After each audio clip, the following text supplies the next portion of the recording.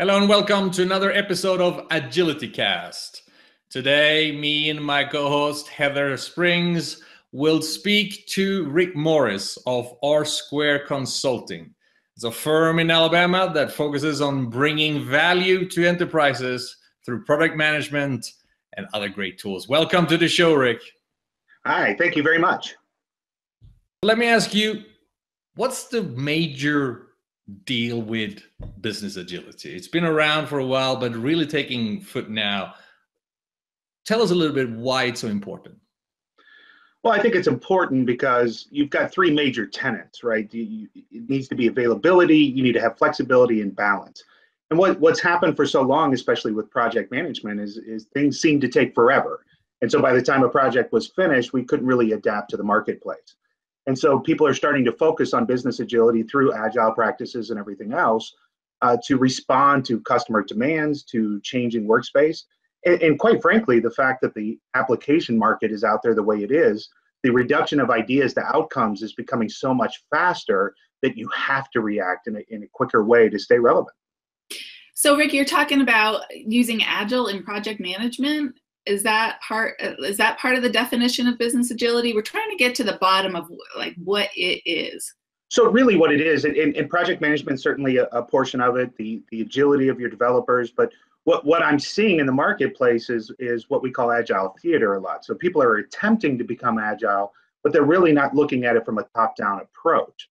So what's happening is they may be able to develop code faster, but if they can't release the code or if they can't get it out to market faster, then what good is it to develop so much faster? So agility really is, the old school was you had 5-year strategic plan, and then you had these big projects you would select in January, and then that was it. And we wouldn't really react until all those projects were done.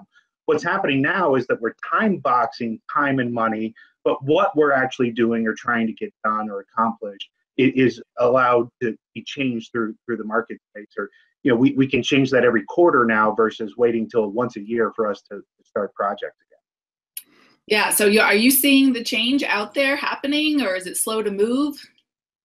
Extremely slow to move. I mean, you're talking about a whole new way of looking at business and business practices, and in the very command and control kind of scenarios of most companies don't allow the agility. And that's where a lot of people have become frustrated. So the agile practice and the agile development words and everything that's coming out of that, I mean, agile isn't new. It's been around forever, but we're just starting to now operationalize it. I mean, the Empire State Building was actually done agile. They did a floor a day in the Empire State Building way back when, yeah. And so, people are looking at that and they think that agility only has to deal with development or development teams. And agility is very much a business enterprise. It's a mindset. So when you talk about, agility in development, people think of maybe Scrum teams or Kanban. Do you apply Scrum teams and Kanban to project management, or is it different than that? It's very different. And project managers were actually, they're kind of scared of Agile. And so I do a lot of speeches for Project Management Institute talking about the struggle between Agile and project management. And so project management is still trying to figure out how does that Agile delivery fit into my Gantt chart? And we got to let some of that go. We've got to work on, really what we're looking at, where project managers need to focus now is on how we're distributing the resources and are we staying to strategy and budget, but we still got to let some of that command and control go. And so I'm seeing project managers become more of a strategic focus and understanding and balancing the portfolios versus getting into the details of the Gantt chart anymore. Right. You travel around a lot and you speak to customers. When you really get them involved in this and they starting to reap the benefits of it, what are the 1 or 2 major benefits they see? Meaning more hard effect, like do they actually reduce costs? Do they increase revenue? Or is it just a feel good, it feels like we're working in a better way? Well, if you do it properly, you're definitely going to see an increase in productivity and revenue. And the reason being is most people look at projects and they think they can do everything. And so what you end up doing is very, very few projects well and a lot of failures. And that's where the frustration, I think, is really boiled up to really give Agile a name. The difference is, though, is if you can work on the right projects at the right time, and that's what portfolio management's been all about, is being able to adjust to that. The problem is when we tried to do that 2 or 3 years ago, every project was a year long or 8 months long or whatever. And so by the time you finish the project, the business had changed.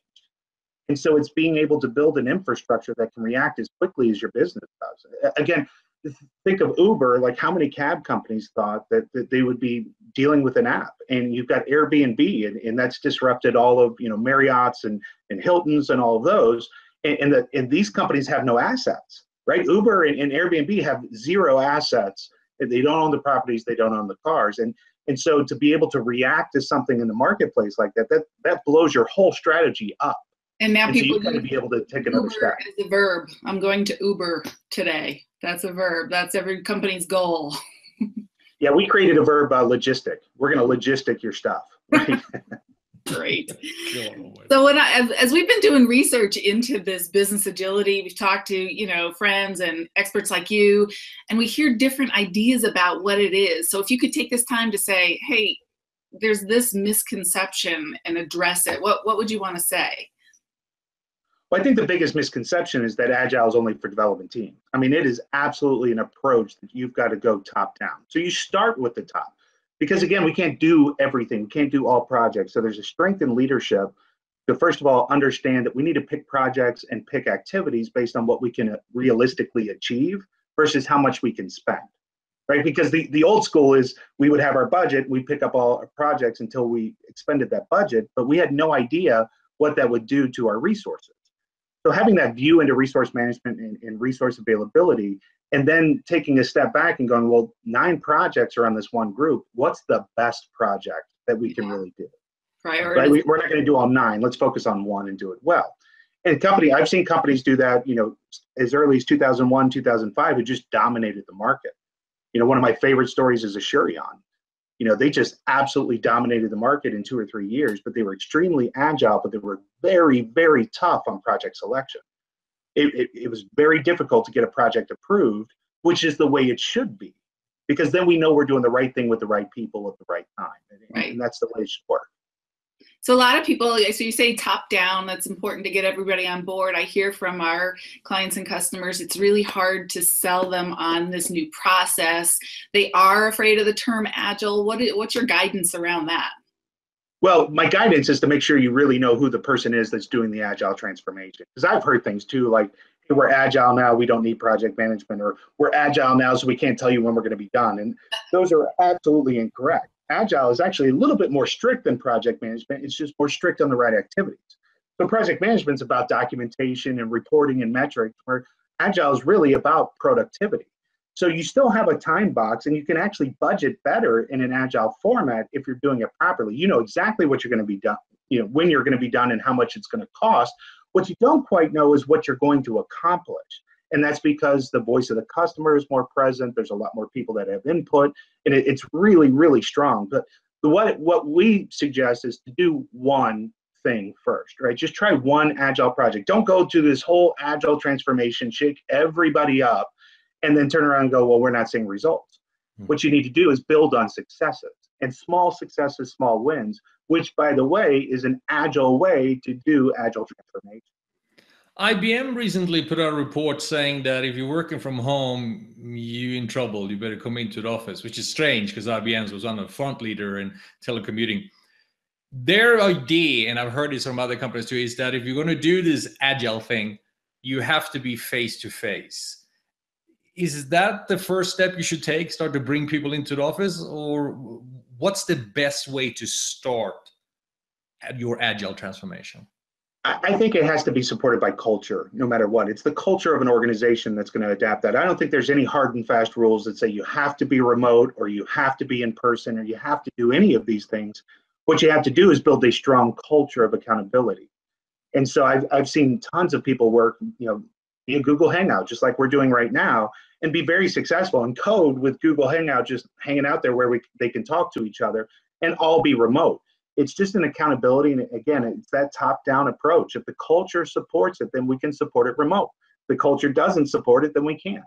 But you can't just, read a book and say, that's what we're going to do. You really have to investigate what's going to work for the organization. Yeah. Well, thank you so much, Rick, for taking time and joining us here at AgilityCast. Hopefully we'll see you many more times.